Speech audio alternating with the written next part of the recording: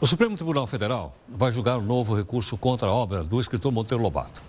O caso discute a existência ou não de racismo nas obras Caçada de Pedrinho, do Monteiro Lobato. Quem está aqui conosco recentemente é o professor José Vicente, reitor da Faculdade Zumbi dos Palmares, para conversar um pouco conosco. Professor, obrigado pela participação.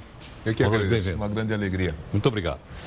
Professor, a polêmica voltou porque o recurso está novamente lá no Supremo Tribunal e parece que nós vamos ter uma nova decisão, um novo pronunciamento, enfim, o processo está avançando. Que avaliação o senhor faz disso?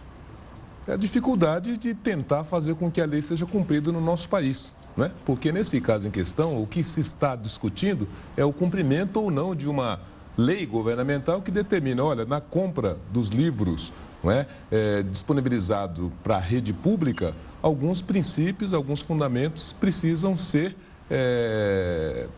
observados. E não pode haver livros que atentem contra a dignidade da pessoa humana, que tenham manifestações expressas de intolerância e manifestações expressas de racismo. E essa obra tem um conjunto delas que, por essa natureza, não poderia fazer parte da compra dos livros didáticos. O governo fez a compra e, por conta disso, então, ele foi chamado a responder na justiça. Num primeiro momento, foi compreendido que o caso não tinha os fundamentos legais para ser apreciado e, contra essa mesma decisão do Supremo, agora tem um agravo, né, para que o assunto seja conhecido e debatido no plenário. Então, nós temos, a princípio, um conflito legal. Entendo. Agora, para que a gente possa entender melhor tanto a obra do Monteiro Lobato quanto o racismo, é importante que haja esse debate, que as pessoas discutam, leiam a obra, porque pode ser que a gente leu lá no curso primário, né, e não se lembra mais exatamente do que está escrito lá, mas que a gente volte a ler, se faça uma análise dele. Não restam dúvidas, até porque o que a ação questiona e discute é de que, olha, a despeito de ter a licença poética, a despeito da licença da criação, a licença da livre manifestação do pensamento, é uma obra que, a seu tempo, se colocava de uma maneira e apresentava os fatos de uma maneira também que agride fundamentos expressos, tanto constitucionais quanto legais, né? O racismo, a discriminação são crimes e são princípios constitucionais. Então, lógico que não quer se combater a obra, mas quer que ao menos contextualize. Olha, naquele tempo as coisas se davam assim, mas nesse tempo manifestações dessa natureza não podem ser permitidas e não podem ser entendidas e internalizadas como regulares, como normais, como coisas que estejam dentro de um olhar atual e que não agrida esses fundamentos que se quer combater. Quer dizer, esse livro hoje na mão então das crianças das escolas não ajudaria a educação das crianças? Não contribuiria para que a gente possa mostrar a nossa sociedade sem contextualizar, como nós gostaríamos que ela fosse. Sem contextualizar, não. Sim, não, porque o livro e a obra faz menções expressas, né? Ele fala macaco, cabelo pichain, que a cor da tia Anastácia é um carvão que não pode ser considerado, não pode ser valorizado. Enfim, expressões que, ainda que na licença poética, hoje faz uma agressão direta à dignidade, à intimidade da pessoa humana, do indivíduo, que é proibido pela Constituição. Então, se nós temos que educar pessoas e as crianças em cima desses valores legais, desses valores constitucionais e desses valores sociais, o que está se exigindo é que se faça pelo menos, né, uma informação na obra de que o contexto em que o autor fez essas manifestações era um contexto diferente do que nós vivemos hoje. É só isso que está se pedindo e é isso que o governo está se recusando. Talvez muita gente até conheça mais a obra do Monteiro Lobato por causa da série da televisão, O Sítio do Pica-Pau Amarelo. Sim, perfeito, perfeito. Talvez nem conheça as outras, mas O Sítio do Pica-Pau Amarelo acabou sendo um mote para uma série que fez um grande sucesso na TV Globo, né? Passava pela manhã, era um programa para as crianças. Talvez dali o Monteiro Lobato ficou mais conhecido do que ele era nos livros escolares, eu suponho. Mas o fato é que esse livro é uma obra estruturante, ou seja, em todo tipo de socialização da primeira educação dos nossos jovens, era uma obra básica. Então, você acaba reproduzindo, sem fazer essa contextualização, esses fundamentos e essas agressões que nós precisamos evitar e que a lei impede. Olha, a discriminação, a intolerância, o racismo são crimes grafados pela nossa Constituição como crimes inafiançáveis, crimes imprescritíveis, crimes hediondos. Nós não podemos permitir que os nossos jovens e a nossa escola ensinem essa intolerância, essa manifestação racista, não é? e esse ataque à dignidade da pessoa humana.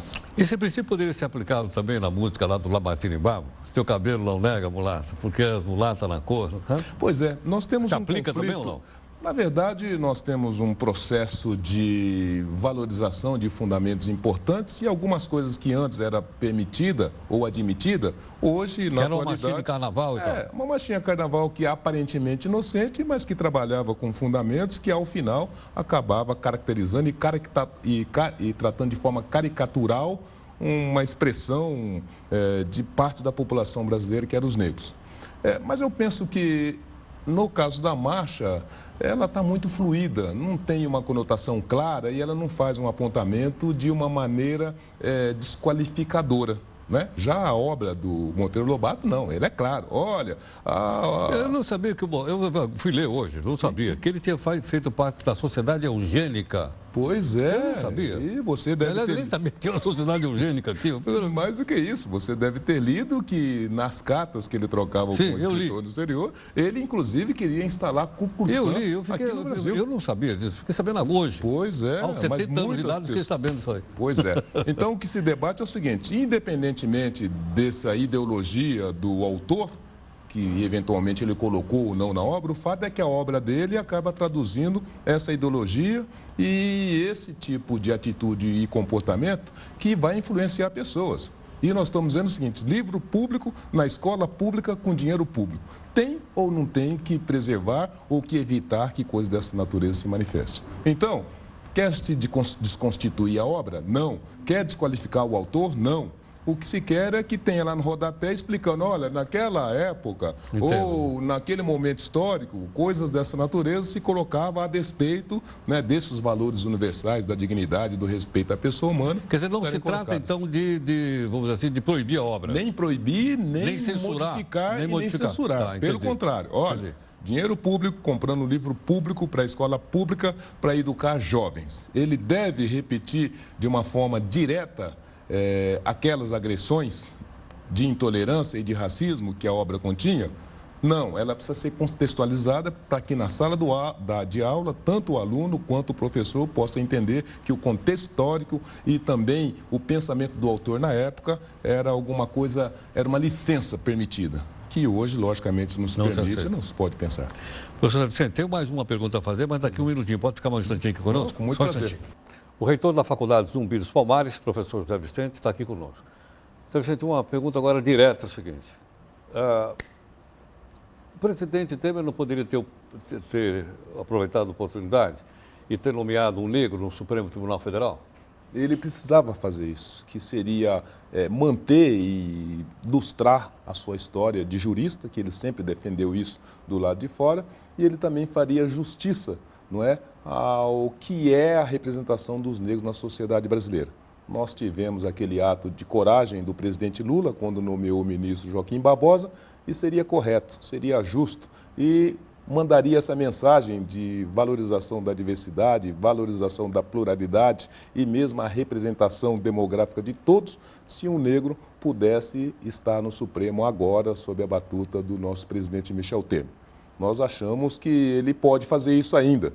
E até o final do seu mandato, talvez ele tenha o tempo suficiente para corrigir essa falha. Pode ter outra nomeação lá. Não restam dúvidas. Aliás, ele já, pelo menos, fez uma pequena correção, porque com a criação do Ministério dos Direitos Humanos, ele acabou nomeando a ministra, então, Luiz Linda Valois, que é a primeira mulher negra e a negra, então, entre o primeiro escalão do governo dele, que até então não tinha. Nós não tínhamos negro no primeiro escalão do governo Temer e agora minimamente corrigiu com a nomeação da ministra dos Direitos Humanos, que é a Luiz Linda Valois.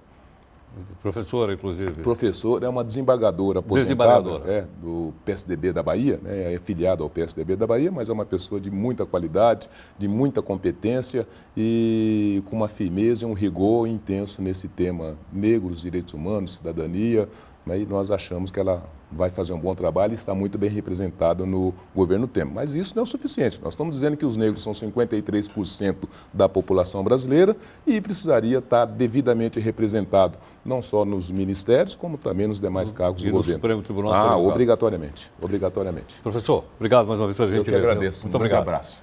Bom, aí está a participação então do professor José Vicente, reitor da Faculdade Zumbi dos Palmares, né? Conversando um pouco conosco para que a gente possa então atentar para assuntos relevantes do nosso país, entre outros a questão do racismo, que foi o tema central da sua conversa.